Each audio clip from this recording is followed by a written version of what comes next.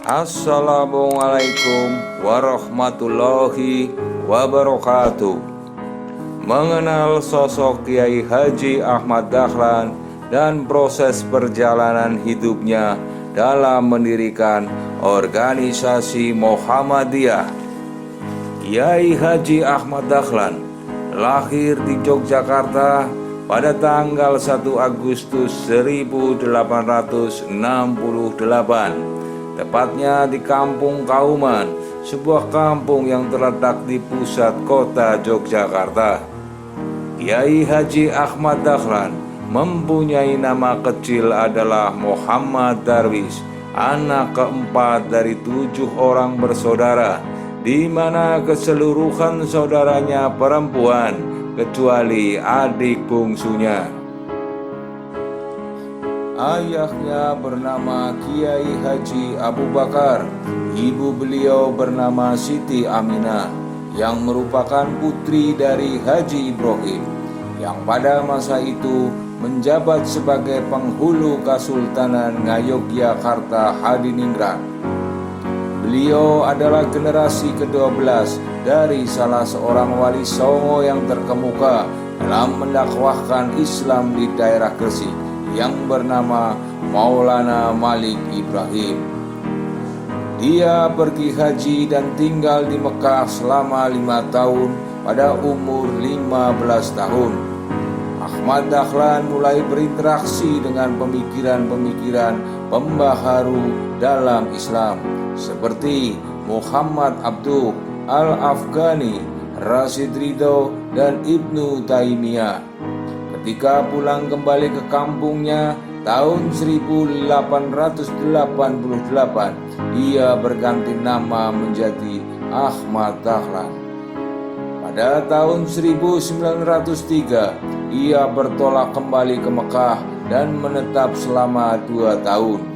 Pada masa ini, dia sempat berguru kepada Syekh Ahmad Khatib, yang juga guru dari pendiri Nahdlatul Ulama, Kiai Haji Hasyim Asy'ari. Sepulang dari Mekah, dia menikah dengan Siti Walidah, sepupunya sendiri, anak Kiai penghulu Haji Fadil, yang kelak dikenal dengan Nyai Ahmad Dahlan, seorang pahlawan nasional dan pendiri Aisyah.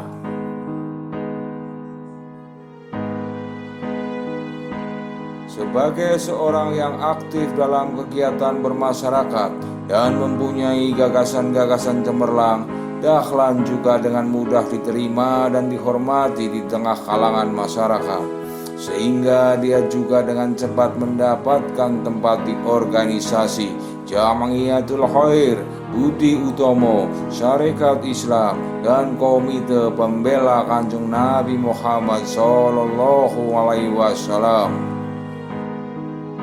Pada tahun 1912, Ahmad Dahlan pun mendirikan organisasi Muhammadiyah untuk melaksanakan cita-cita pembaruan Islam di bumi Nusantara. Ahmad Dahlan ingin mengadakan suatu pembaruan dalam cara berpikir dan beramal menurut tuntunan agama Islam. Dia ingin mengajak umat Islam Indonesia untuk kembali hidup menurut tuntunan Al-Quran dan Al-Hadis. Perkumpulan ini berdiri bertepatan pada tanggal 18 November 1912. Dan sejak awal Dahlan telah menetapkan bahwa Muhammadiyah bukan organisasi politik, tetapi bersifat sosial dan bergerak di bidang pendidikan. Gagasan pendirian Muhammadiyah oleh Ahmad Dahlan ini juga mendapat resistensi baik dari keluarga maupun dari masyarakat sekitarnya. Berbagai fitnahan, tuduhan, dan hasutan datang bertubi-tubi kepadanya. Ia dituduh hendak mendirikan agama baru yang menyalahi agama Islam. Ada yang menuduhnya kiai palsu karena sudah meniru-niru bangsa Belanda yang Kristen, mengajar di sekolah Belanda, serta bergaul dengan tokoh-tokoh Budi Utomo yang kebanyakan dari golongan priayi. dan bermacam-macam tuduhan lainnya.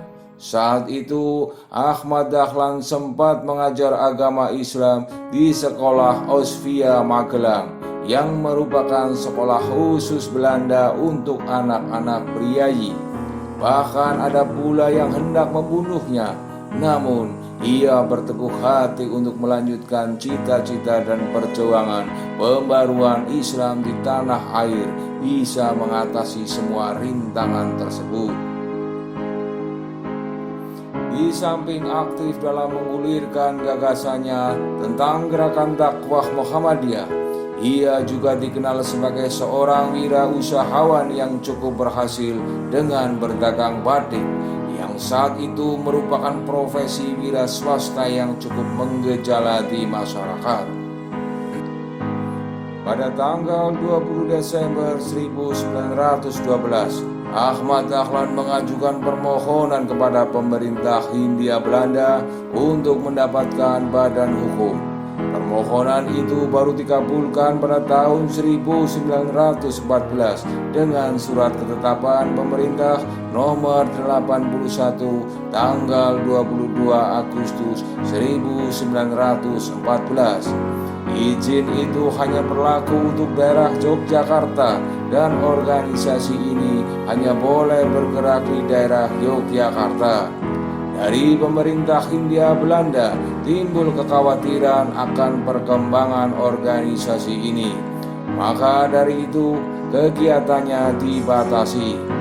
Walaupun Muhammadiyah dibatasi, tetapi di daerah lain seperti Serendakan, Wonosari, Imogiri dan lain-lain telah berdiri cabang Muhammadiyah. Hal ini jelas bertentangan dengan keinginan pemerintah Hindia Belanda untuk mengatasinya, maka Kiai Haji Ahmad Dahlan menyiasati dengan menganjurkan agar cabang Muhammadiyah di luar Yogyakarta memakai nama lain. Misalnya Nurul Islam di Pekalongan, Al-Munir di Ujung Pandang, Ahmadiyah di Garut, sedangkan di Solo berdiri Perkumpulan Sidik Amanah Tablik Fatonah yang mendapat pimpinan dari cabang Muhammadiyah. Bahkan dalam kota Yogyakarta sendiri, ia menganjurkan adanya jamaah dan perkumpulan untuk mengadakan pengajian dan menjalankan kepentingan Islam. Pendiri Muhammadiyah Kiai Haji Ahmad Dahlan meninggal pada tanggal 23 Februari 1923 dalam usia 54 tahun di Yogyakarta.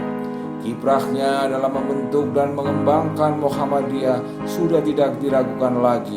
Ini dapat kita baca dari berbagai tulisan yang mengulas biografi sang kiai.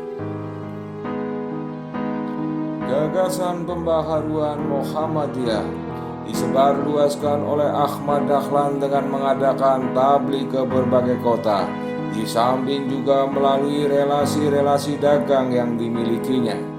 Gagasan ini ternyata mendapat sambutan yang besar dari masyarakat di berbagai kota di Indonesia. Ulama-ulama dari berbagai daerah berdatangan kepadanya untuk menyatakan dukungan terhadap Muhammadiyah. Muhammadiyah makin lama makin berkembang hampir di seluruh Indonesia. Oleh karena itu, pada tanggal 7 Mei 1921, Dahlan mengajukan permohonan kepada pemerintah Hindia Belanda untuk mendirikan cabang-cabang Muhammadiyah di seluruh Indonesia. Permohonan ini dikabulkan oleh pemerintah Hindia Belanda pada tanggal 2 September 1921. Meninggalnya Kiai Haji Ahmad Dahlan mendapat perhatian luas dari publik, termasuk pers, untuk media berbahasa Belanda yang diterbitkan oleh orang Belanda dan terutama sekali ditujukan untuk audiens Belanda di Hindia Belanda dan di negeri Belanda. Reportase ini merupakan bukti pengakuan atas pengaruh sang kiai dalam mengedukasi warga pribumi, membebaskan mereka dari kebodohan dan taklid, serta mengajak mereka untuk beradaptasi dengan dunia modern. Adapun bagi Muhammadiyah, sebagaimana tercermin dalam reportase Suara Muhammadiyah, kepergian sang kiai adalah sebuah kehilangan besar yang di sisi lain juga berarti saatnya bagi para penerus sang kiai untuk mengambil alih estafet kepemimpinan Muhammadiyah dan membawanya ke arah yang lebih maju. Atas jasa-jasa Kiai Haji Ahmad Dahlan dalam membangkitkan kesadaran bangsa ini melalui pembaharuan Islam dan pendidikan, maka pemerintah Republik Indonesia menetapkannya sebagai pahlawan nasional dengan surat keputusan Presiden nomor 657 tahun 1961. Dasar-dasar penetapan itu ialah sebagai berikut. 1.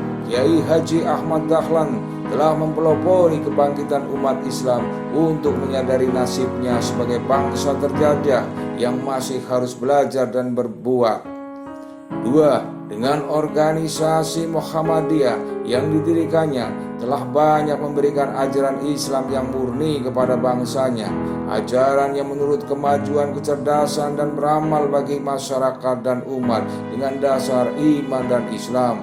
3. Dengan organisasi Muhammadiyah telah mempelopori amal usaha sosial dan pendidikan yang amat diperlukan bagi kebangkitan dan kemajuan bangsa dengan jiwa ajaran Islam.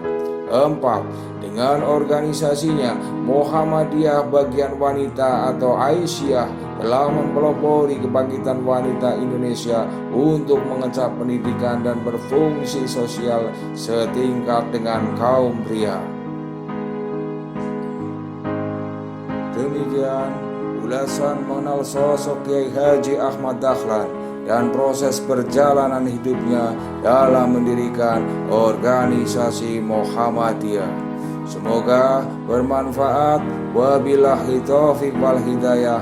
Wassalamualaikum warahmatullahi wabarakatuh.